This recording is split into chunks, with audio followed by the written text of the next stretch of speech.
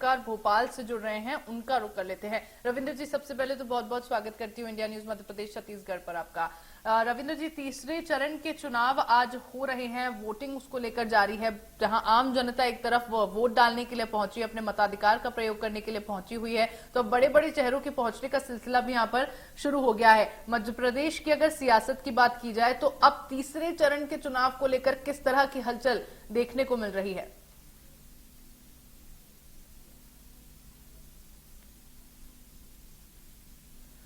रविंद्र जी, आपकी आवाज नहीं पहुंच पा रही है, म्यूट है आप शायद। जी सॉरी, म्यूट था वो। मध्य प्रदेश में जो तीसरे चरण की वोटिंग हो रही है, वहां पर 9 सीटों का चुनाव हो रहा है। इन 3 सीटों पर 2 भूतपूर्व मुख्यमंत्री हैं और एक केंद्रीय मंत्री चुनाव मैदान में, जिनके भविष्य का फैसला होना है। और भिंड, ग्वालियर, मुरैना, इन सबसे इंपॉर्टेंट सबसे सीटों पर जो कसमकस की टक्कर है वो देखने को मिल रही है। सबसे ज्यादा प्रतिष्ठा का प्रश्न यदि है तो ज्योतिरादित्य सिंधिया की सीट पर है, क्योंकि उन्होंने कांग्रेस से भारतीय जनता पार्टी में शामिल होने के बाद ये पहला लोकसभा चुनाव लड़ रहे हैं और उन्होंने जी तोड़ मेहनत की है। उन्होंने पूरे गांव गली में पूरे परिवार के साथ जाकर जिस तरीके से मेहनत की है, और उन्होंने बताया कि जिस तरीके से दल बदल कर उन्होंने भारतीय जनता पार्टी में शामिल हुए हैं और पहला लोकसभा चुनाव लड़ रहे हैं, तो उनके सामने भारतीय जनता पार्टी से कांग्रेस में गए यादव चुनाव सामने है। तो देखिए, वहां पर मतदाताओं को अब फैसला आज मतपेटी ईवीएम में बंद हो जाएगा और ये 4 जून को पता चलेगा। लेकिन हम जिस तरीके की सुन रहे हैं उस तरीके से थोड़ा सा ज्योतिरादित्य सिंधिया ने जिस तरीके से माहौल बनाया, तो थोड़ा सा वहां पर बीजेपी को मामूली बड़ा सी मिलती हुई दिख रही है। इसी तरीके से हम राधोगढ़ में जाएं, राजगढ़ की सीट पर जाएं, तो दिग्विजय सिंह का मुकाबला 2 बार के सांसद रोडमल जी से है। तो रोडमल जी के लगातार 2 बार चुनाव जीत चुके हैं। पिछली बार चुनाव 4 लाख से ज्यादा मतों से जीते थे। हालांकि यह सीट उनके राजघराने की सीट कही जाती है, दिग्विजय सिंह की, लेकिन उन्होंने 91 के बाद चुनाव नहीं लड़ा था लोकसभा का। 91 के बाद पहली बार चुनाव मैदान में, तो वहां लोग जैसा बता रहे हैं कि वो या हम बातें कर रहे हैं, जो लोगों से मतदाताओं से बातचीत कर रहे हैं या राजनीतिक विषयों में बात कर रहे हैं, तो दिग्विजय सिंह ने जिस तरीके से चुनाव मैदान में मेहनत की है, तो उन्होंने पूरे चुनाव को बहुत ही रोचक बना दिया है। बड़ा कश्मकश वाला है, कोई ये कहने के लिए तैयार नहीं कि ऊंट किस करवट बैठेगा। तो जिस तरीके से आप देखिए, पूरे देश की निगाहें इन सीटों पर लगी हुई हैं। तीसरी सीट है विदिशा, जहां से मध्य प्रदेश के 2 बार के मुख्यमंत्री लोकप्रिय नेता माने जाते हैं शिवराज सिंह, वो विदिशा से चुनाव मैदान में, वहां से कांग्रेस के भानु प्रताप सिंह सामने है। लेकिन भानु प्रताप सिंह 80 और 84 में जीते हैं। उसके बाद से लगातार वो सीट भारतीय जनता पार्टी के पास गई है और लगातार उनका गढ़ बन गई है। लगातार वहां पर वो 4 लाख से ज्यादा मतों से कई बारों से जीत रहे हैं। 2019 में वहां पर 5 लाख वोट से जीती थी भारतीय जनता पार्टी, लेकिन इस बार उन्होंने शिवराज सिंह को फिर मैदान में उतारा। तो ये देखना होगा कि वो 5 लाख की लीड कवर से ज्यादा जीतते हैं या 5 लाख से ज्यादा की लीड के बराबर रहती है। बिल्कुल बिल्कुल रविंद्र जी, क्योंकि 1991 के बाद से कांग्रेस यहाँ पर जीती नहीं है, लगातार भाजपा की ओर से यहाँ पर जीत दर्ज की जा रही है। शिवराज सिंह चौहान की बात की जाए तो लगभग 17 साल का वक्त होगा जब अब दोबारा लोकसभा चुनाव में वो खड़े हुए हैं और विदिशा लोकसभा सीट से वो चुनाव लड़ रहे हैं। हालांकि बात यह है कि बीजेपी की ओर से लगातार इस सीट पर जीत दर्ज तो की जा रही थी, लेकिन अब जब प्रत्याशी बदला गया, जब चेहरा बदला गया, तो क्या किन्हीं चुनौतियों का सामना शिवराज सिंह चौहान को विदिशा की सीट पर करना पड़ा है? देखिए, मुख्यमंत्री रहते हुए जरूर वो विदिशा से बहुत ज्यादा संपर्क में नहीं थे, लेकिन जिस तरीके से उनका कद है, तो उसके कद के सामने कांग्रेस ने भी एक अनुभवी नेता को दिया जो 2 बार के सांसद रह चुके हैं। तो देखिए, वहां टक्कर तो सबके साथ है। इस बार देखिए 2019 जैसा माहौल कहीं नहीं है। बिल्कुल, आप हम सब देख रहे हैं कि जो 2014 का माहौल था वो बिल्कुल अलग था, 2019 का चुनाव बिल्कुल अलग था, 2019 के मुद्दे अलग थे। देखिए, 2019 का चुनाव बिल्कुल अलग ढंग से हुआ चुनाव हुआ कि पुलवामा में हमारे 40 सैनिक शहीद हुए थे। उसके बाद से मतदाताओं ने जो जिस तरीके से केंद्र सरकार ने कार्रवाई की और बालाकोट में सर्जिकल स्ट्राइक की, उसके बाद से जो राष्ट्रवाद की लहर हुई, उससे एक बड़ा देश भर में एक तूफान खड़ा हो गया था और एक सुनामी जैसी चल रही थी। वोटरों ने केंद्र सरकार के साथ घरों से निकलकर मतदान किया था। लेकिन इस बार वो एक आकर्षण मतदाताओं में नहीं दिख रहा। हम 2 चरण का मतदान देख रहे हैं, तो मतदान का प्रतिशत घटा है और वो मतदान का प्रतिशत कहां जाकर खड़ा हो गया? 2014 के बराबर। तो 2014 में जिस तरीके से वोटिंग हुई थी, जो मतदाता की संख्या थी या प्रतिशत था, कहीं 2% ज्यादा है, कहीं 1% कम हो रहा है। पूरे देश में लगभग यही माहौल देखने को मिल रहा है। इसका मतलब है कि जो मतदाता के सामने कोई रोचक मुद्दे नहीं है, कोई इंटरेस्टिंग सब्जेक्ट नहीं है। क्योंकि 2014 में नरेंद्र मोदी एक नए चेहरा बन के आए थे, लोगों के सामने बात थी कि साहब उन्होंने गुजरात में एक बहुत अभूतपूर्व डेवलपमेंट किया, विकास किया, हिंदुत्व के चेहरा थे वो, हिंदुत्व का राष्ट्रीय स्वयंसेवक संघ में उन्होंने हिंदुत्व का एक चेहरा बनाया था, और वो प्रधानमंत्री के जब दावेदार बने तो पूरे देश में एक लहर सी चली। तो 2014 में बीजेपी को 282 सीटों के आसपास मिली, और 2019 में जिस तरीके से राष्ट्रवाद की आंधी चली, सुनामी चली थी, बीजेपी को 303 सीटें मिली, उसमें कांग्रेस की बहुत सारी सीटें कट गई। अब देखिए 2024 में जब हम आते हैं तो जो जनता के बेसिक मुद्दे हैं, महंगाई का सवाल है, बेरोजगारी का सवाल है, किसानों के सवाल है, डेवलपमेंट के सवाल है कि विकास किस तरीके से हो, किस कीमत पर हो, इन तमाम बातों को लेकर मतदाता सोच रहा है। देखिए सबसे ज्यादा यदि कोई परेशान है तो व्यापारी परेशान है, पर व्यापार उसका खत्म होता जा रहा है। वो कह रहा है ऑनलाइन का कोई विकल्प नहीं है उनके पास, जिस तरीके से ऑनलाइन में व्यापार चला गया तो व्यापारी परेशान। तो क्या रविंद्र जी ये कहा जा सकता है, क्योंकि जब आप एक राजनीतिक दल के साथ जुड़े होते हैं, किसी राजनीतिक दल से आप प्रत्याशी उतारे जाते हैं, जब आप मैदान में उतरते हैं, धरातल पर उतरते हैं, लोगों के बीच जाते हैं, वहां पर एकमात्र मकसद होता है वोटर्स को साधने का, लेकिन आप कह रहे हैं कि इस बार कोई इंटरेस्टिंग मुद्दे लोगों के सामने नहीं रखे गए, तो क्या ये कहा जा सकता है कि कहीं ना कहीं अपने वोटर्स को साथ पाने में, उनकी जो उम्मीदें हैं उस तरीके से काम कर पाने में नाकामयाब रहे हैं प्रत्याशी, या फिर जो मुद्दे वो उठा सकते थे लोगों के सामने, उन मुद्दों को उठा पाने में वो नाकामयाब रहे हैं? देखिए ये सवाल तो सबके सामने है कि जो कांग्रेस है उसने किस तरीके से वजनदारी से विपक्ष की भूमिका निभाई, ये जनता को भी तय करना है कि क्या कांग्रेस उस विपक्ष की भूमिका निभाने से सफल रही। और देखिए सत्ताधारी रविंद्र जी, मैं आपको रोकना चाहूंगी, सीएम मोहन यादव कुछ कह रहे हैं, पहले वो सुनवा देते हैं। देखी ना कष्ट देखा और लगातार भ्रमित करते हुए आ रहा है। लगभग 60 साल से ज्यादा उनके परिवार ने राज किया, लेकिन अभी भी वो डरा कर, धमका कर संविधान बदल देंगे, लोकतंत्र की दुहाई दे रहे हैं, संविधान खतरे में है। 100 से ज्यादा संविधान में संशोधन कर किसी ने किए तो नेहरू खानदान ने किए हैं। ऐसे में उनको माफी मांगना चाहिए अपनी बात से, और मैं उम्मीद करता हूं कि जनता जिस प्रकार से मोदी जी पे भरोसा करती है, माननीय मोदी जी के नेतृत्व में मध्य प्रदेश और देश आगे बढ़ेगा। एक बार फिर आप भाजपा के सभी प्रत्याशियों को चुनिए। बहुत बहुत धन्यवाद सर।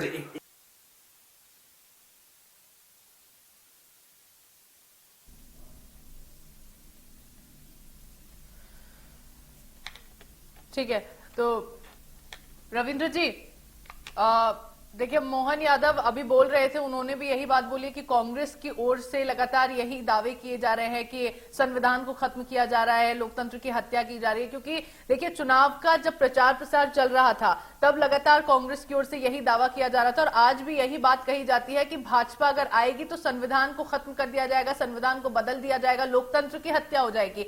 तो मुद्दे जहां पर ग्राउंड पर उतरकर उठाने चाहिए थे, उन मुद्दों के बजाय जो राजनीतिक दल हैं आपसी वार करते हुए एक दूसरे पर नजर आ रहे हैं। दोनों ही राजनीतिक दलों की ओर से आरोप प्रत्यारोप जो है वो लगाए जा रहे हैं, लेकिन मुद्दे यहां पर कहीं नजर नहीं आ रहे। देखिए जो जनता का बेसिक इशू जो हम बात कर रहे थे कि जैसे व्यापारी परेशान है या किसान परेशान है, किसानों की अपनी समस्या है, उससे जो एमएसपी के वादे किए गए थे वो अभी तक नहीं मिल पा रहे हैं। विधानसभा चुनाव के समय बोला गया था कि मध्य प्रदेश में किसानों को न्यूनतम मूल्य निर्धारित किया जाएगा और बढ़ा कर दिया जाएगा, वो नहीं मिला। देखिए किसान अभी भी निजी मंडियों में निजी व्यापारियों को तो गेहूं बेच रहा है या जो फसल है वो बेच रहा है। इसी तरीके से हम देखें जो ऑनलाइन का विकल्प नहीं मिल पा रहा है, जिस तरीके से ऑनलाइन का सारा व्यापार मैक्सिमम जो क्रीम अच्छा वाला जो ग्राहक था वो ऑनलाइन की तरफ शिफ्ट हो गया। इससे बाजारों की रौनक चली गई और बाजारों में वो चीज नहीं देखने को मिल रही। इससे व्यापारी बहुत ज्यादा परेशान है, और वो जो बार बार ये बातें कह रहे हैं या उनके संगठन ये बातें उठा रहे हैं, इन बातों को कुछ सुनवाई नहीं मिली।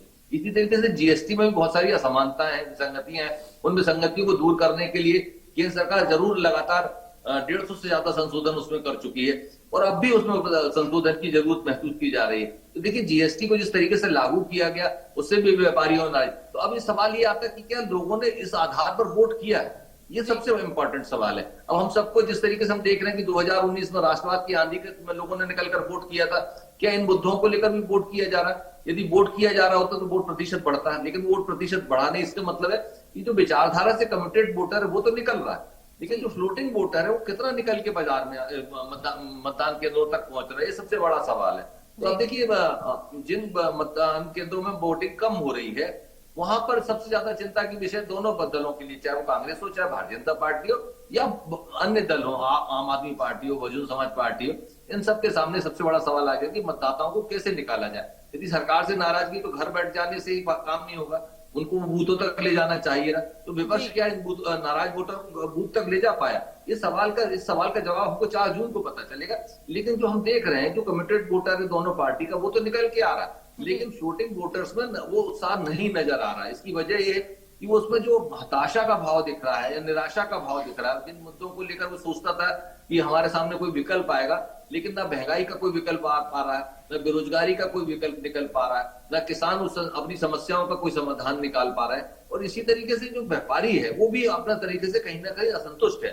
तो क्या वो इन आधारों पर वोट कर रहा है, या वो अभी भी उन मुद्दों पर है जहां हम देख रहे हैं कि कट्टर हिंदुत्व की बात की जा रही है, कहीं हिंदू मुसलमान की बात की जा रही है, या संविधान में छेड़छाड़ कर आरक्षण। ग्राउंड लेवल पर अगर जाते हैं और खुद मतदान केंद्रों के बाहर जो युवा मौजूद होते हैं, जो वोट डालने के लिए पहुंचते हैं, उनसे भी कई बार बातचीत की जाती है, तो सबसे पहले उनकी उम्मीद यही होती है कि युवा बेरोजगार घूम रहा है तो उनको रोजगार मिलना चाहिए, और इसी उम्मीद के साथ शायद वो लोग वहां पर पहुंचते हैं और वोट डालते हैं। देखिए, जो मतदाता है, जो युवा वोटर है, उसकी तो आस यही है कि साहब उसको रोजगार मिले, और सबसे ज्यादा लोग की इच्छा होती है कि सरकारी नौकरी मिले। तो सरकारी नौकरियों का संख्या लगातार घटती जा रही है, क्योंकि जिस तरीके से निजीकरण हो रहा है, या सरकारी क्षेत्रों में संविदा नियुक्ति का दौर चला हुआ है, उन संविदा नियुक्ति की वजह से जो रिटायर्ड हो जाते हैं उन्हीं को संविदा नियुक्ति मिल जाती है, जो युवा बेरोजगार है उसको स्थान नहीं मिल पा रहा। देखिए, संविदा नियुक्ति से एक और सवाल खड़ा हो रहा है जो सब जगह आ रहा है। आज जो अखबारों की सुर्खियां भी है, जिस आरक्षण के मुद्दे को, ये आर्थिक आधार पर जो आरक्षण दिया जा रहा था, किस कोटे से दिया जाए, तो आर्थिक आधार पर जो आरक्षण दिया जा रहा था वो 10% आरक्षण, उनका कहना है कि दलित ओबीसी की कोटे से नहीं जाएगा, वो किसी और कोटे से जाएगा, यानी जो सामान्य कैटेगरी उसी में 10% ओबीसी आरक्षण। ये मध्य प्रदेश हाईकोर्ट का आज का फैसला है। इसी मुद्दे पर सबसे ज्यादा बहस आरक्षण को लेकर हो रही है। राहुल गांधी बार बार ये कह रहे हैं कि हम 50% की निर्धारित सीमा का, वो सुप्रीम कोर्ट ने जो सीमा तय की है उसको खत्म कर देंगे और हम बदल देंगे। और वहीं ये बात प्रधानमंत्री नरेंद्र मोदी कह रहे हैं कि मेरे जीते जी आरक्षण खत्म नहीं होगा।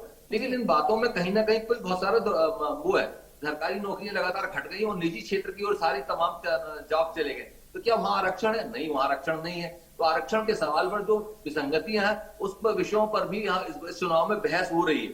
देखिए, सबसे ज्यादा महंगाई बेरोजगारी के बाद यदि सबसे ज्यादा किसी मुद्दे पर चर्चा हो रही है तो वह आरक्षण। अब भ्रष्टाचार से भी ऊपर या विकास से भी ऊपर आरक्षण पर मुद्दा आकर टिक गया। इसकी वजह यह है कि राहुल गांधी ने एक नया लेकर आए थे, अपना न्याय यात्रा के दौरान भी कह रहे थे कि जातिगत जनगणना होना चाहिए, और किस जाति में क्या आर्थिक आधार क्या है, क्या कौन गरीब है, कौन अमीर है। बिल्कुल रविंद्र जी, मैं इसी सवाल पर आना चाह रही थी। जातिगत जनगणना की बात लगातार कांग्रेस पार्टी की ओर से कही गई और यही दावा किया गया है कि सरकार अगर उनकी बन जाती है तो जैसे ही सरकार में आते हैं उसके बाद जातिगत जनगणना करवाई जाएगी। क्या इसके पक्ष में भी लोग नजर आए हैं? देखिए, आरक्षण का मुद्दा तो पहले से है। आप देखिए, 89 के बाद से 1989 में जब मंडल आयोग लागू हुआ, और जिस तरीके से ओबीसी या दलित वर्ग के लोगों को नौकरियों में जो स्थान मिल रहा था वो आरक्षण को तो सुरक्षित हुआ, कोटा भी बढ़ गया उनका, ओबीसी को 27% दिए गए। लेकिन राजनीतिक आधार पर कोई सरपंच हुआ, कोई पार्षद बना, कोई महापौर बना, कोई विधायक बना, इन सबको आधार पे कि पहले एक खास वर्ग के लोगों के पास ही सत्ता का केंद्र हुआ करता था, वो नेतृत्व की क्षमता कहा जाता था। लेकिन जब से 89 के बाद से 1989 में जैसे मंडल आयोग आया, उसके बाद से ओबीसी, दलित, आदिवासी, इन वर्ग के तमाम लोगों को प्रमुख पदों पर बैठाया जाने लगा, और उनमें से ही निकाल कर ऊपर लेके आए थे कि शिवराज सिंह भी ओबीसी वर्ग से आते हैं, मोहन यादव भी ओबीसी वर्ग से आते हैं, हमारी राष्ट्रपति जो है आदिवासी वर्ग से आते हैं, नरेंद्र मोदी को संसद में कह चुके मैं ओबीसी वर्ग से आता हूँ। ये जो बातें अब हो रही है, इसका मतलब है कि जिसकी जितनी आबादी उसकी उतनी भागीदारी, ये बात कही जा रही है। तो लोग जातिगत जनगणना की बात कर रहे हैं तो लोग कहते हैं 50% से ज्यादा ओबीसी। अब ओबीसी में ये विषय आ रहा है कि कौन ओबीसी में कौन सा वर्ग संपन्न है, उसे क्रीमी लेयर मानकर उसे आरक्षण से बाहर किया जाए। उसके लिए जातिगत जनगणना और आर्थिक सर्वेक्षण की बात की जा रही है। जातिगत जनगणना और आर्थिक सर्वेक्षण की बात को लेकर जो राहुल गांधी बात उठा रहे हैं, तो चुनाव उसके इर्द गिर्द आके रुक गया था कि मोहन भागवत जी को भी आरक्षण पर अपना खंडन जारी करना पड़ा कि नहीं, हमारा राष्ट्रीय स्वयंसेवक संघ आरक्षण के विरोध में नहीं है। 2015 में भी उन्होंने बिहार के चुनाव के समय बोला था कि आरक्षण की समीक्षा की जाना चाहिए, लेकिन अब उन्होंने खुलकर कह दिया कि नहीं, हम आरक्षण के पक्षधर हैं। ये बात तो उन्होंने राष्ट्रीय स्वयंसेवक के होसबोले जी ने 2014 के बाद जब उत्तर प्रदेश में चुनाव हुए थे तब भी ये बात बोली थी। तो इस बात से हुआ कि आरक्षण को लेकर कहीं ना कहीं मंथन पूरे देश में चल रहा है। वो मंथन किस रणनीति पर बदलेगा, ये सरकार के जो चुनने के लिए जो मत पड़ेगा वो जिस सरकार के पक्ष में जाएगा या सरकार के विपक्ष में जाएगा, ये दोनों चीजों का निर्धारण 4 तारीख को होगा कि जनता ने किस मुद्दे पर, किस आधार पर और किन चीजों को लेकर वोट किया। जी चलिए ठीक है रविंद्र जी, आप बने रहिएगा, मैं लौटूंगी आपके पास, लेकिन इसी बीच आपको बता दें कि वीडी शर्मा ने वोट डाल दिया और वोट डालने के बाद उन्होंने क्या कुछ कहा है वो सुनिए। लोकतंत्र के महापर्व में अभी मतदान किया है और आज मैं सभी मतदाता भाई और बहनों से अपील करता हूं कि मैंने मतदान किया है, आप भी मतदान करें और लोकतंत्र के महापर्व में आपका एक मत महत्वपूर्ण भूमिका निभाता है। विकसित भारत के संकल्प को आपका एक मत पूरा करेगा, इसलिए आप मतदान करें, लोगों को प्रेरित करें, जो लोग आपके मित्र, रिश्तेदार, परिवार के सबको ज्यादा से ज्यादा मतदान के लिए प्रेरित करें और मतदान केंद्र तक पहुंचाएं। ये मैं आज आप सबके माध्यम से आम मतदाताओं से अपील करता हूं। 9 सीटों पर मध्य प्रदेश के अंदर चुनाव है। 3rd फेज में आज कई महत्वपूर्ण हमारे नेता चुनाव की मैदान में आज उतरे हैं, इसलिए इस बार के चुनाव में 29 की 29 सीटें भारतीय जनता पार्टी जीतेगी। और जिस प्रकार से मतदान में अभी मैंने देखा कि 6:45 बजे ही 6:30 बजे से लोग लाइन लगा करके खड़े हैं। और सबसे पहली बात कि मैं जहां पर मतदान करने पहुंचा वहां मातृशक्ति बड़ी संख्या में, बहनें, पहला मत बहन नहीं डाला, तो इसलिए बड़ी संख्या में माताएं बहनें भी चुनावी मैदान में अपने इस लोकतंत्र के पर्व में मतदान के लिए पहुंची हैं और आम लोग भी बड़ी संख्या में लाइनें लगी हैं। ये साबित करता है कि लोकतंत्र के महापर्व में लोग जागरूक हुए हैं। पिछली बार 2 फेज में थोड़ा मतदान कम हुआ था, लेकिन इस बार मुझे विश्वास है कि बड़ी संख्या में मतदान का प्रतिशत बढ़ेगा। और पुनः एक बार सबसे अपील करता हूं कि लोग तो वीडी शर्मा क्या कुछ कह रहे थे आपने सुना, वोट डाल चुके हैं वो, उसके बाद लोगों से वोट डालने की अपील उनकी ओर से की गई है। चलिए रविंद्र दुबे वरिष्ठ पत्रकार मेरे साथ भोपाल से लगातार जुड़े हुए हैं, एक बार फिर से उनका रुख कर लेते हैं। रविंद्र जी, आरक्षण को लेकर, जातिगत जनगणना को लेकर हमने बातचीत की, लेकिन इसी बीच एक अहम सवाल यहाँ पर यह भी है कि बीजेपी की ओर से लगातार कोशिश यही की जाती रही है कि प्रधानमंत्री नरेंद्र मोदी अगर मैदान में उतरेंगे, उनका जो चेहरा होगा, खास तौर पर जब लोगों के बीच वो जाएंगे, उनसे बातचीत करेंगे, रोड शो करेंगे, तो उसका बहुत ज्यादा प्रभाव देखने को मिलेगा। दूसरी तरफ अगर कांग्रेस की बात की जाए तो जिस तरह से राहुल गांधी ने पद यात्रा निकाली, पहले भारत जोड़ो यात्रा निकाली गई उनकी ओर से, उसका जो कहीं ना कहीं फायदा कांग्रेस की ओर से दावा किया जाता है कि कांग्रेस को मिला, जिसकी वजह से वो कमबैक राजनीति में एक बार फिर से कर पाई। और दूसरा, जब अभी हाल फिलहाल में राहुल गांधी की ओर से भारत जोड़ो न्याय यात्रा निकाली गई, तो उसको लेकर भी, उसके आधार पर भी कांग्रेस कहीं ना कहीं ये उम्मीद लगाई बैठी है कि इस बार के लोकसभा चुनाव में कांग्रेस की ओर से प्रदर्शन जो है वो अच्छा होगा। हालांकि मुद्दे जो हैं उस पर तो लोग वोट डालते ही हैं, मुद्दे जो हैं उसको लेकर तो प्रत्याशियों से उम्मीद की ही जाती है, लेकिन मैदान में अगर प्रधानमंत्री नरेंद्र मोदी उतरते हैं और लोगों के बीच जब वो जाते हैं, रोड शो करते हैं, तो क्या उनके चेहरे का वो प्रभाव भी बहुत ज्यादा लोगों पर पड़ता है? देखिए, प्रधानमंत्री देश का हमारे यहाँ सबसे बड़ा पद माना जाता है और प्रधानमंत्री का, देखिए, पद की बहुत बड़ा सम्मान है। और नरेंद्र मोदी एक बहुत ही अच्छे वक्ता है, कम्युनिकेटर भी है, जनता से डायरेक्ट कनेक्ट करते हैं और बहुत ही सामान्य भाषा में जिस तरीके से बात करते हैं उससे मतदाता प्रभावित भी होता है। लेकिन हम कुछ क्षेत्रों में देख रहे हैं जो पिछले 2 चरण के मतदान हुए उसमें मतदान का प्रतिशत घटा है, उन इलाकों में भी मतदान का प्रतिशत घटा है जहाँ प्रधानमंत्री की बड़ी बड़ी सभाएं हुई, या हमारे जबलपुर में रोड शो किया तो जबलपुर के शहरी इलाके में वोट प्रतिशत घट गया। ये जो बात है, ये बातें ऐसा नहीं कह सकते कि रोड पर उनके आ जाने से वोटर घरों से निकल आया और बाहर जाके बूथों में, उसके लिए हमको कुछ ना कुछ अट्रैक्टिव मुद्दे चाहिए। 10 साल हो रहे हैं नरेंद्र मोदी का कार्यकाल, तो ये 10 साल का कार्यकाल भी इस चुनाव में तय होगा कि उनकी लोकप्रियता किस स्तर पर है। हम देख रहे 2019 में यदि भारतीय जनता पार्टी को 22 करोड़ वोट मिला था, तो क्या इस 22 करोड़ वोट से और ज्यादा इजाफा होने वाला है? पूरे देश में यदि उन्होंने चुनाव, जितनी सीटों पर चुनाव लड़ा था, उनको 22 करोड़ वोट मिला था और 90 करोड़ मतदाता थे, उसमें से 60 करोड़ लोगों ने वोट डाला था। तो जो मतदाता में से 22 करोड़ वोट यदि भारतीय जनता पार्टी को मिला है, तो क्या उसकी लोकप्रियता और बढ़कर ऊपर आगे आने वाली है? इन तमाम चीजों का तय 2024 के चुनाव में होगा और 4 जून को पता चलेगा। तो जो देखिए, प्रधानमंत्री नरेंद्र मोदी की लोकप्रियता के बारे में किसी को कोई संशय नहीं है। जिस तरीके से वो बातें कर रहे हैं और उनका प्रभाव भी एक बहुत बड़े वर्ग पर है, और हम सब देख रहे हैं कि लोग प्रधानमंत्री नरेंद्र मोदी के बारे में कुछ बुरा बोलते हैं या टिप्पणी करते हैं सार्वजनिक बहस में, तो लोग उस पर रिएक्ट भी करते हैं। लेकिन इसका मतलब ये नहीं कि विपक्ष में कोई ऐसा चेहरा नहीं। देखिए राहुल गांधी जरूर न्याय यात्रा निकाली, लेकिन भारतीय जनता पार्टी के साथ जो बात हम कह रहे हैं कि उनकी इस बारे में यदि कोई टिप्पणी करता है तो लोग उसका प्रतिकार करते हैं, उसको बहस करते हैं। भारतीय जनता पार्टी की ओर से हमेशा से यही निशाना कांग्रेस पर साधा गया है कि कांग्रेस के पास अब कोई चेहरा नहीं बचा, जिसकी वजह से कांग्रेस की हालत अब ऐसी हो गई है। देखिए चेहरे का सवाल है तो राहुल गांधी उन्हीं का चेहरा है। राहुल गांधी ने हमेशा चुनाव लड़ने की बात की, विधानसभा चुनाव में भी राहुल गांधी के नए उनके कैंपेनर थे।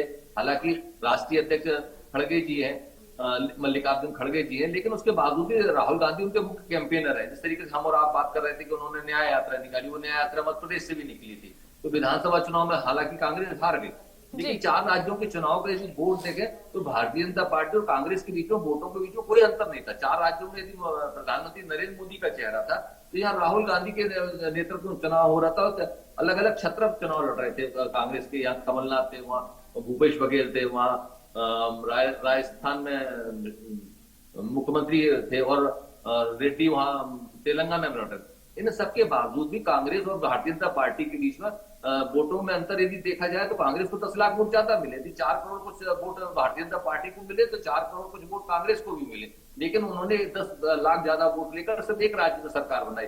लेकिन भारतीय जनता पार्टी ने कांग्रेस से समान वोट लिए और 3 राज्यों में सत्ता बना ली और सीटों में कन्वर्जन हुआ। इसका मतलब है कि भारतीय जनता पार्टी का जो संगठन है वो क्षेत्र में प्रॉपर काम कर रहा है। कांग्रेस का संगठन जरूर इस बात को लेकर नहीं पहुंचा पा रहा है। जैसे वो प्रधानमंत्री नरेंद्र मोदी की हम बात कर रहे थे कि लोग उनको लेकर बहस करते हैं या प्रतिकार करते हैं, या कोई गलत टिप्पणी करता है या कोई गलत वीडियो बनाता है या फेक वीडियो बनाता है या डीप फेक वीडियो बनाता है तो एफआईआर तक पहुंचती। लेकिन राहुल गांधी को लेकर जिस तरीके से बातें होती है या प्रचार किया जाता है, राहुल गांधी के जो बातें कहते हैं वो निश्चित गांव वाली तक संगठन पहुंचाने में असफल रहता है। जी, क्योंकि रविंद्र जी देखिए कई सीटें ऐसी हैं जहां पर प्रधानमंत्री मोदी का जो प्रभाव है वो बहुत ज्यादा वोटर्स पर पड़ा है। जैसे अगर सागर सीट की बात कर ली जाए तो पीएम मोदी की लोकप्रियता यहाँ पर बहुत ज्यादा है और राम मंदिर का मुद्दा जो है वो बहुत ज्यादा प्रभावित यहाँ पर रहा है। विदिशा सीट की अगर बात कर ली जाए तो पीएम मोदी ने जो सभाएं यहाँ पर की है बहुत ज्यादा प्रभावित यहाँ पर साबित हो रही हैं। भोपाल में भी पीएम मोदी के जो रोड शो है वो बहुत ज्यादा आकर्षित लोगों को करते हुए नजर आए हैं, जिसकी वजह से शायद ये उम्मीद की जा सकती है कि वोटर्स शायद अपने घर से बाहर निकलेंगे और वोट डालेंगे। खैर, राहुल गांधी, प्रधानमंत्री नरेंद्र मोदी ने किस तरह से वोटर्स को साधने के प्रयास किए हैं वो उसको लेकर हमने बातचीत की है। लेकिन इसी बीच गुना सीट को लेकर मैं चाहूंगी आपसे एक सवाल लेना, क्योंकि गुना सीट पर मुकाबला बहुत ज्यादा टक्कर का देखने को मिल रहा है। दोनों ही प्रत्याशी जो है यहां से पहले हारे हुए हैं। ज्योतिरादित्य सिंधिया जो है पहले कांग्रेस में थे, कांग्रेस छोड़कर वो भाजपा में शामिल हो गए। ऐसे में क्योंकि गुना सीट जो है वो सिंधिया परिवार का गढ़ भी मानी जाती है, ऐसे में क्या ज्योतिरादित्य सिंधिया के लिए लोगों को या वोटर्स को वहां पर साथ पाना बहुत आसान रहेगा या फिर चुनौतियों का सामना करना पड़ेगा? क्योंकि कहीं ना कहीं देखिए एक दल छोड़कर दूसरे दल में अगर कोई नेता जाता है तो विश्वसनीयता पर भी बहुत ज्यादा प्रभाव उसका पड़ता है। तो क्या ये सब चीजें बीच में आएंगी? इन सब चुनौतियों का सामना ज्योतिरादित्य सिंधिया को यहाँ पर करना पड़ सकता है?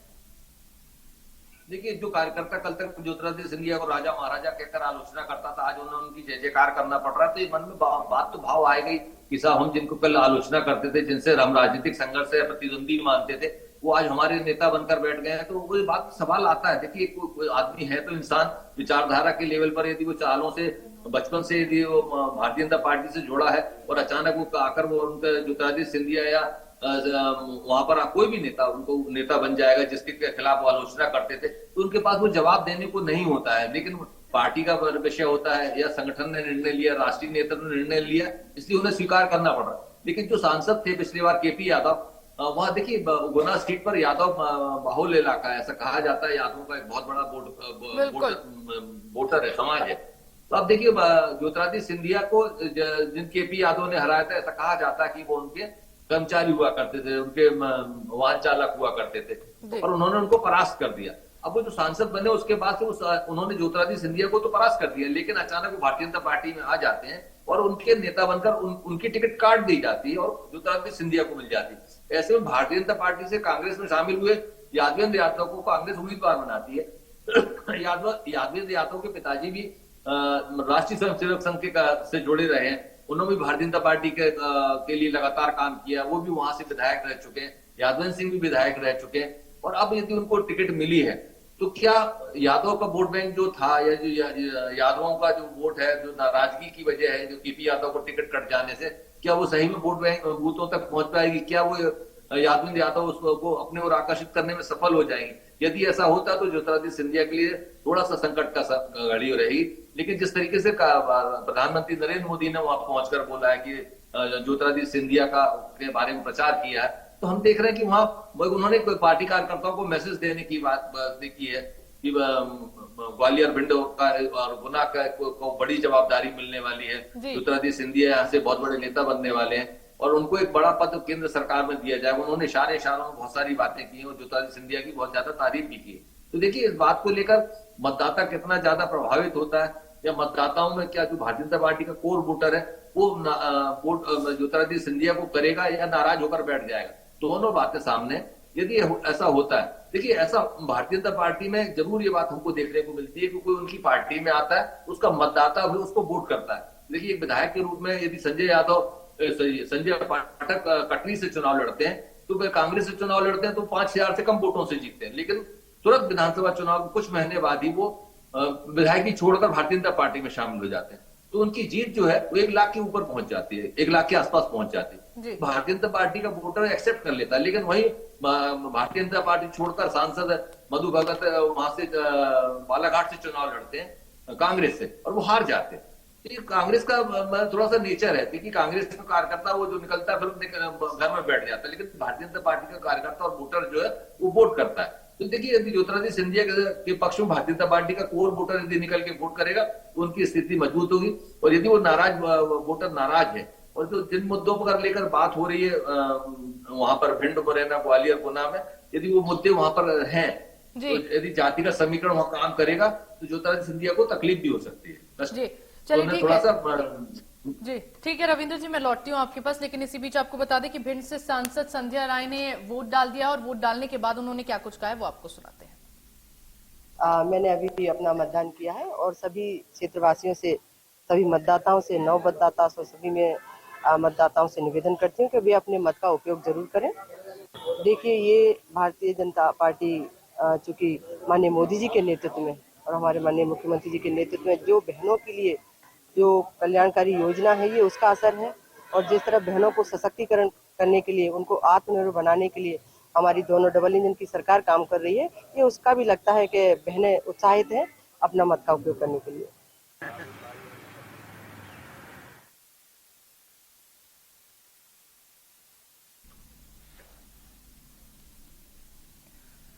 रविंद्र जी, देखिए बार बार यही अपील की जा रही है लोगों से कि ज्यादा से ज्यादा संख्या में लोग मतदान केंद्र पर पहुंचे, अपने मताधिकार का प्रयोग करें और ज्यादा से ज्यादा संख्या में लोग लोकतंत्र के इस महापर्व का हिस्सा बने। यानी कि लोकतंत्र के इस महापर्व के दौरान जो वोटिंग प्रतिशत है उसको बढ़ाए जाने के प्रयास लगातार किए जा रहे हैं और उसकी अपील भी लगातार की जा रही है। लेकिन धरातल पर अगर उतरकर देखा जाए तो क्या वाकई ऐसा नजर आ रहा है? हमने अभी जो बयान सुना, संध्या राय जी का बयान सुना, उसमें वो बात एक ही बात कह रही है, मोदी जी का नेतृत्व, मोदी जी का काम। तो जो संध्या राय जी, क्या उन्होंने उस क्षेत्र में विकास किया? क्या वो अपने विकास के आधार पर वोट मांग रही? ये सबसे बड़ा अहम सवाल है। उन्होंने एक भी बात ऐसी नहीं की कि मैंने क्षेत्र में विकास किया, क्षेत्र के लोगों से सतत सेवा की है, संपर्क किया है, तो उनके आधार पर वोट करना चाहिए और लोगों को घरों से निकलकर वोट करना चाहिए। वो एक ही बात कह रहे हैं कि प्रधानमंत्री नरेंद्र मोदी की तीसरी बार प्रधानमंत्री बनाने के लिए वोट करिए, उनका एक एक वोट नरेंद्र मोदी को मिलेगा। तो क्या ये बात सबसे इंपॉर्टेंट है कि प्रत्याशियों का एंटी इनकम्बेंसी भी इस विधान में काम करेगा? देखिए, पिछले बार यदि भिंड सीट पर जो संध्या राय जीती थी वो 1,99,000 वोटों के आसपास जीती। हम जानते हैं कि पूरे देश में जब लोग 3-3, 4-4 लाख वोटों से या 5 लाख वोटों से जीत रहे थे राष्ट्रवाद के उसमें, यदि वो 2 लाख से कम वोटों से जीती है, इसका मतलब है कि वहां अभी भी संघर्ष की स्थिति है। अब देखिए, वहां पर कांग्रेस की ओर से उस सीट पर संध्या राय फूल सिंह बरैया है। फूल सिंह बरैया जो कि बहुजन समाज पार्टी के बड़े नेता हुआ करते थे, दलित हैं, और उनको वहां टिकट दी है। तो फूल सिंह बरैया यदि वहां पर मैदान में है और उनके सामने यदि इस बात को आती है तो वहां बड़ी टक्कर हो गई। ऐसा नहीं कि एक तरफा चुनाव हो सकता है या एक तरफा चुनाव, वहां बड़ा कसमस का टक्कर है। हालांकि कांग्रेस के से नाराज होकर कुछ नेताओं ने वहां से पार्टी भी छोड़ दी है। या उन्होंने निर्दलीय फॉर्म भरा है, तो इसका मतलब है कि वहां पर अभी भी त्रिकोणीय संघर्ष की स्थिति बन सकती है। वहां भी जातिगत आधार पर वोट करने का पैटर्न रहा है। भिंड मुरैना में इस तरीके का वोट का पैटर्न रहा है। तो यदि वोट जात के आधार पर वोट पड़ेगी तो इस बार जो हम कह रहे हैं कि मुद्दे नहीं है, इसलिए संकट आ सकता है, तो वहां बड़ा टक्कर हो सकता है। तो जो हम कह रहे हैं मुकाबला जो है कड़ा मुकाबला देखने को मिलेगा। तो भिंड की सीट आसान नहीं, वहां थोड़ा टक्कर है और नरेंद्र मोदी के चेहरे पर ही जो कुछ वहां जीत हार का तय हो जाए। यदि जीत का जो चेहरा है यदि वाकई में भारतीय जनता पार्टी को मिलेगा, प्रधानमंत्री नरेंद्र मोदी के चेहरे पर ही जो जितना वोट मिलेगा वो वहां पर उनके जीत का आधार बनेगा। जी चलिए ठीक है रविंद्र जी, लौटती हूँ आपके पास, लेकिन इसी बीच आपको बता दें कि मुरैना से बीजेपी के प्रत्याशी सत्यपाल सीकरवार ने वोट डाल दिया है और उसके बाद उन्होंने क्या कुछ कहा है वो सुनिए। शासन ने व्यवस्था की है कि तीनों प्रमुख दलों के प्रत्याशी पुलिस लाइन में रहने वाले हैं और शासन ने जो व्यवस्था भी है उसका सहयोग कर रहे हैं। तो क्या डर है शासन को प्रत्याशियों से? अब पता नहीं साहब, डर है कि मुझे डराया जा रहा है, इन पर तो कुछ होगा नहीं। तो वो सब सोच रहे हैं कि जिसको रोका जाना चाहिए मेरे चक्कर में बेचारे इनको ही बैठा लिया। आप अपना मतदान कर चुके हैं? अभी नहीं कराया था मतदान, प्रशासन व्यवस्था बनाएगा, कैसे करेंगे क्या मतदान। ऐसी संभावना है कि आपसे प्रशासन डर रहा है? देखो, डरा डर की कोई बात नहीं है। जो ज्यादा लोकप्रिय होता है उससे प्रशासन ऐसे ही डरता है। युवाओं में एक जोश है जो मुझे लगता है कि बना रहे, इसलिए उन्होंने व्यवस्था की है। क्योंकि सत्ता पक्ष जो न करे वो कम है। ये कांग्रेस प्रत्याशी सत्यपाल सीकरवार ने भी वोट डाल दिया है और उनकी ओर से बयान भी आपने सुना है। चलिए रविंद्र जी के पास फिर से लौटते हैं। रविंद्र जी, मुरैना लोकसभा सीट की ही बात कर ली जाए तो यहाँ पर जातीय फैक्टर जो है वो बहुत ज्यादा काम करता है। देखिए, सत्यपाल सीकरवार की ओर से भी अब वोट डाल दिया गया है। मुरैना का जो राजनीतिक समीकरण है उसको किस तरीके से देखा जाए, क्या कहता है मुरैना का राजनीतिक समीकरण? देखिए, पूर्व केंद्रीय मंत्री और मध्य प्रदेश विधानसभा के अध्यक्ष नरेंद्र सिंह तोमर का इलाका है, क्षेत्र है, और इस बार वो वहां से शिवपाल सिंह तोमर को भारतीय जनता पार्टी ने टिकट दी है और उनके सामने नीटू सिंह सीकरवार कांग्रेस के उम्मीदवार है। देखिए, जिस तरीके से कहा जा रहा है कि वहां बड़ा कशमकश है, वहां जात के आधार पर वोट पड़ता है। नरेंद्र सिंह तोमर भी वहां पर बड़ी संघर्षपूर्ण स्थिति में 2 बार चुनाव जीते। 2014 में भी बमुश्किल चुनाव जीते थे। 2019 में जब पूरे भारतीय जनता पार्टी के पक्ष में चुनाव चल रहा था तो लगभग 1,12,000 वोटों से उनको जीत हासिल हुई थी। इसलिए कांग्रेस के लोग ज्यादा उत्साहित है वहां पर। उनको लगता है कि इस बार एंटी इनकम्बेंसी है और कोई बड़े मुद्दे नहीं है चुनाव का, तो उनको वहां उस सीट पर जीत हासिल हो सकती है। और जो इंडिया गठबंधन का वोट है, जो इंडी गठबंधन का वोट कह रहे हैं, इंडिया गठबंधन का वोट कह रहे हैं, उस वजह से भारतीय जो समाजवादी पार्टी या बहुजन समाज पार्टी में वोट काटती थी और उससे कांग्रेस को नुकसान होता था। इस बार वो वोट शायद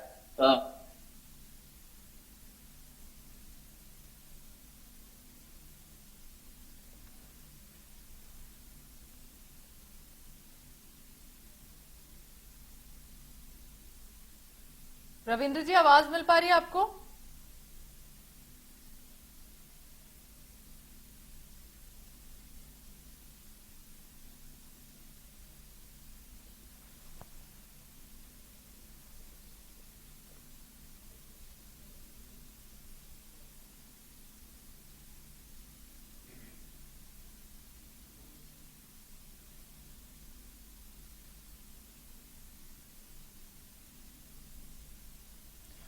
चलिए, तकनीकी खराबी की वजह से शायद रविंद्र जी की आवाज नहीं पहुंच पा रही है, दोबारा उनका रुख कर लेंगे।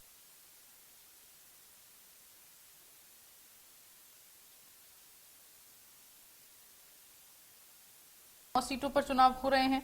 जो 9 सीटों पर चुनाव हो रहे हैं वो मुरैना, ग्वालियर, राजगढ़, भिंड, विदिशा, गुना, सागर, बैतूल और राजगढ़ है। जहां यहाँ चुनाव हो रहे हैं मुरैना, ग्वालियर और राजगढ़ में कड़ा मुकाबला है। भिंड, भोपाल, विदिशा, गुना, सागर, बैतूल में बीजेपी मजबूत बताई जा रही है और वहीं भिंड, मुरैना और ग्वालियर में जातिगत समीकरण भी हावी कहीं न कहीं नजर आ रहा है। राजगढ़ में दिग्विजय सिंह के मैदान में उतरने से मुकाबला एक तरफा नहीं हुआ है। तो लगातार जो प्रत्याशी हैं, जो बड़े बड़े नेता हैं, सभी वोट डालने के लिए भी पहुंच रहे हैं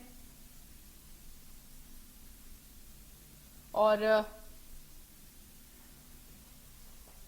उनकी ओर से अपील यही की जा रही है कि ज्यादा से ज्यादा संख्या में लोग इस बार वोटिंग करें, क्योंकि प्रयास देखिए लगातार यही रहे हैं कि इस बार का जो वोटिंग प्रतिशत है उसको बढ़ाना है। लेकिन जिस तरह से वोट डाले जा रहे हैं, जिस तरह का परसेंटेज सामने आ रहा है, कहीं ना कहीं कमी यहां पर नजर आ रही है, क्योंकि पिछली बार के मुकाबले इस बार का वोटिंग प्रतिशत जो पिछले 2 चरण में रहा है वो बहुत ज्यादा कम रहा है।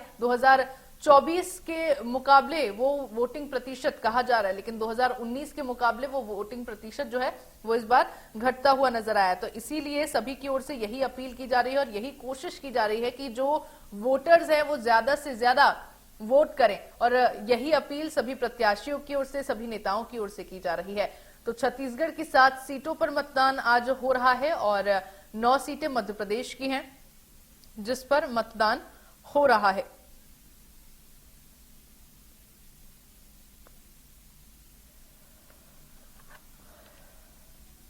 मध्य प्रदेश की 9 लोकसभा सीटों पर मतदान शुरू हो चुका है। सुबह 7 बजे से शाम 6 बजे तक का समय है। 7 बजे से वोटिंग शुरू हुई है और 6 बजे वोटिंग समाप्त हो जाने का समय रखा गया है। तीसरे फेज में केंद्रीय मंत्री ज्योतिरादित्य सिंधिया, पूर्व सीएम शिवराज सिंह चौहान और दिग्विजय सिंह के साथ ही कई दिग्गज नेताओं का सियासी करियर भी यहां दांव पर लगा हुआ है।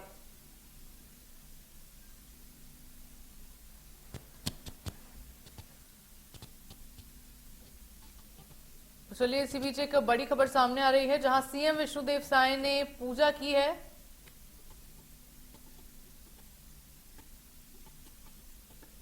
मतदान से पहले भगवान की पूजा सीएम विष्णुदेव साय की ओर से की गई है। बड़ी खबर आपको बता रहे हैं, सीएम विष्णुदेव साय ने पूजा की है। मतदान से पहले सीएम विष्णुदेव साय की ओर से भगवान की पूजा की गई। और ये तस्वीरें आप देख सकते हैं, कुछ ही देर में सीएम विष्णुदेव साय भी अपना वोट डाल देंगे। तो बड़ी खबर जहां मुख्यमंत्री विष्णुदेव साय की ओर से पूजा की गई है। वोट डालने से पहले ये पूजा उन्होंने अपने परिवार के साथ में की है और तस्वीरें भी आप देख सकते हैं उस वक्त की तस्वीरें जब मुख्यमंत्री विष्णुदेव साय ने पूजा की, और यहाँ ये तस्वीर अपने परिवार के साथ वो खड़े हुए नजर आ रहे हैं। वोट डालने से पहले उन्होंने पूजा किया और वोट डालने के बाद की ये तस्वीर आप देख सकते हैं।